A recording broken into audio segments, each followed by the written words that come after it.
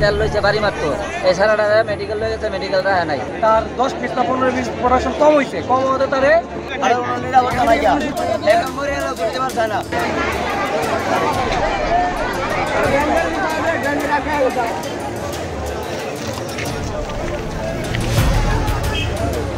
যে লাইনের টার্গেট ওই টার্গেটটা মনে হয় হয়তো কম হয়েছিল কম হওয়ার পরে একবার তাদের বলছিল বলার পরে আবার অসুস্থ সে অসুস্থ দ্বিতীয়বার আবার আইছে তার 10 পিস না 15 পিস প্রোডাকশন কম হয়েছে কম হতে তারে সুপারভাইজারে আলামিন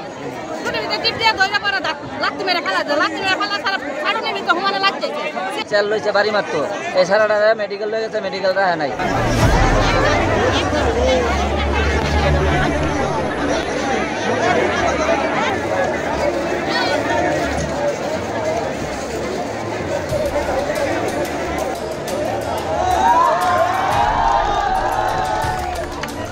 কি কারণে ছুটির টাকা কম দেওয়া হলো আমাদের গার্মেন্টস থেকে এটা আমরা